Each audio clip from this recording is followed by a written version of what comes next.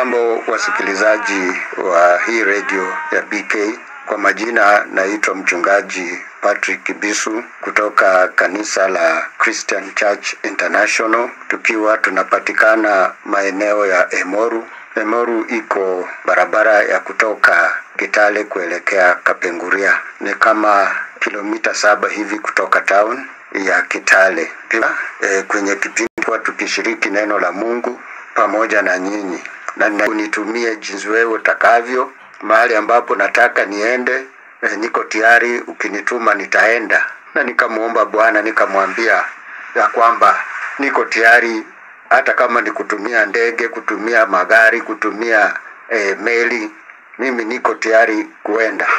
Na nikamuomba jambo hili, nikamwambia ya kwamba ningependa nihubiri injili yako hata kupitia kwa radio, kupitia kwa TV, kupitia kwa vyombo vya habari vingine, hata katika magazeti, print media.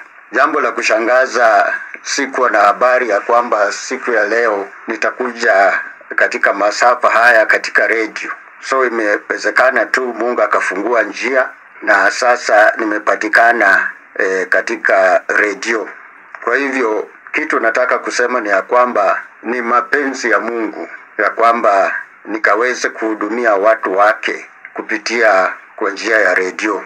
Maana kuna kitu Mungu anataka kufanya katika ako na mpango juu ya maisha yako. Kwa hivyo bila kupoteza wakati, nataka nimwalike ndugu yangu mtumishi wa Mungu, tuko naye hapa, akaweze kusoma maandiko. Na kabla hajasoma maandiko haya, nataka kusema kwamba naenda kuongea kuhusu hard battles to win, vita vigumu kushinda. Tunaenda kuangalia ile jambo, na ninajua kwamba kama kuna vita vyovyote katika maisha yako imefanyika kuwa ngumu sana, huu ni wakati Mungu anaenda kuingilia kati na ataenda kukuhudumia na anaenda kufanya mambo makuu. Kwa hivyo mtumishi wa Mungu hapa atatusomea katika kitabu cha Waamuzi mlango wa 20, atasoma mistari kadhaa, mstari wa 12, 14, 23 na 26. Kwa hivyo namkaribisha akaweze kuendelea ndugu wetu Charles. Asante mchungaji. Tutasoma katika kitabu cha Waamuzi 20 mlango wa 12. Biblia inasema, kisha kabila za Israeli wakatuma watu waende katika kabila yote ya Benjamini. Wakasema, je, ni uovu gani huu uliokuwa kati yetu? Mstari wa 14 Biblia inasema, basi sasa watoeni watu hao mabaradhuli walio katika Gibea, ili kwamba tupate kuwaua na kuondoa uovu katika Israeli. Lakini Benjamini hakuwa kubali kuisikia sauti ya ndugu zao wana wa Israeli. 23 Biblia inasema, wana wa Israeli wakakwea juu na kulia mbele za Bwana hata jioni. Wakamuuliza Bwana wakisema, je, niende nikaribie tena kupiga vita juu ya wana wa Benjamini? Ndugu yangu. Bwana akasema, haya, kweni muende kupigana naye. 26 Biblia inasema, ndipo wana wa Israeli wote na hao watu wote wakakwea wakaenda Betheli na kulia, wakaketi hapo mbele za Bwana. Wakafunga siku hiyo hata jioni, nao wakasongeza sadaka za kuteketezwa na sadaka za amani mbele za Bwana. Bwana asifiwe sana msikilizaji wetu. Kabla sasa mahali ambapo tumesomewa hilo neno katika kitabu cha Waamuzi, ni wakati ule ambapo kulitokea kutokuelewana kati ya kabila ya Wabenjamini na kabila zingine za Israeli.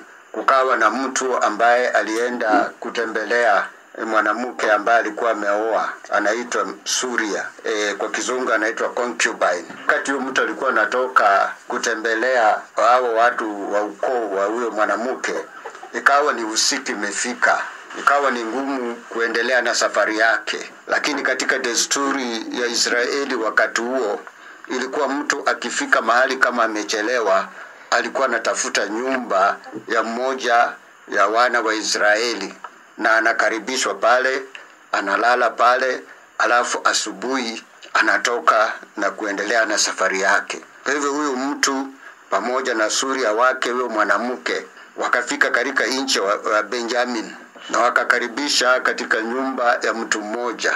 Wakati walipokuwa pale, watu wa mji huo kulikuwa na watu wabaya. Hao watu wakakuja wakadhulumu huyo mgeni na ule mwanamke alikuwa naye. So waliweza kumfanyia madhara, wakamfanyia visivyo yule mwanamke. Mpaka wakati ilifika asubuhi, ule mwanamke alikuwa ameaga. So huyu mwanaume alikasirika sana na akafanya kitu ambacho hakikuwahi kufanyika katika nchi ya Israeli. Alichukua maiti ya huyo mwanamke akakatakata kwa vipande na akaipeleka kila kipande kwa makabila yote 12 ya Israeli. Wakati watu waliamka wakaona hiyo jambo, walishtuka sana. Kama kawaida watu wakataka kujua ni nini ilikuwa imefanyika hasa. So huyo mtu akatoka nje akaelezea namna ilivyofanyika. So habari ikafikia wale wana wa Israeli, ile kitendo kilikuwa imefanyika. Katika hiyo hali ikawa huyo mtu akataka wale watu waliohusika wakachukuliwa hatua. So hiyo mazungumzo haikufanyika vizuri, ikafanikiwa. Wana wa Benjamini walikataa, badala yake wakapanga vita wapigane na wana hawa wa Israeli.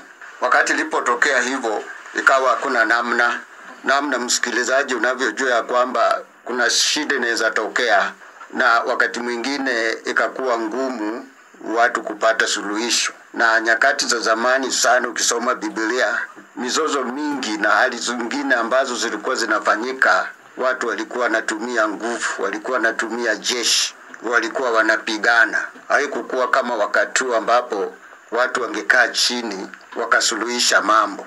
Tushukuru Mungu ni kwa sababu nyakati hizi watu wakikosana, kukiwa na dispute, kuna watu wanaweza kaa chini wakaelewana, ama katokea mtu akakuja akapatanisha. Sisemi ya kwamba hii inafanyika wakati huo, lakini haikukuwa sana. Kwa hivyo hiyo dispute, hiyo mzozo ikaendelea. Kuna kitu nataka tuone ambacho kiliweza kufanyika.